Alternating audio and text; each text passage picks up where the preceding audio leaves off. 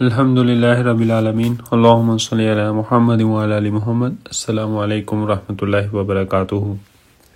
مشکوٰۃ کی حدیث نمبر 94 عبادہ بن صامت رضی اللہ عنہ بیان کرتے ہیں، رسول اللہ صلی اللہ علیہ وسلم نے فرمایا، اللہ نے سب سے پہلے قلم کو پیدا فرمایا تو اس سے فرمایا لکھو۔ اس نے عرض کیا کیا لکھوں؟ فرمایا تقدیر لکھو۔ اس نے جو کچھ ہو چکا تھا اور جو کچھ ہونا تھا سب لکھ دیا۔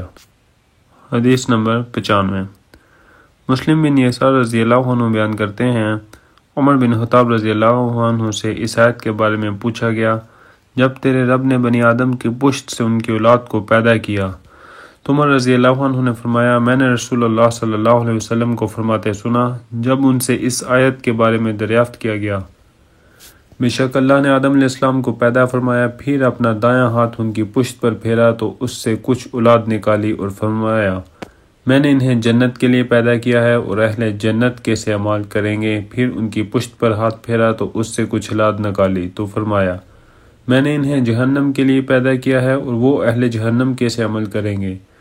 یہ سن کر کسی آدمی نے عرض کیا، اللہ کے رسول، تو پھر عمل کس لیے کرنا ہے؟ تو رسول اللہ صلی اللہ علیہ وسلم نے فرمایا، جب اللہ کسی بندے کو جنت کے لیے پیدا فرماتا ہے تو اسے اہل جنت کے اعمال پر لگا دیتا ہے، حتیٰ کہ وہ اہل جنت کے سے عمل کرتے ہوئے فوت ہوتا ہے۔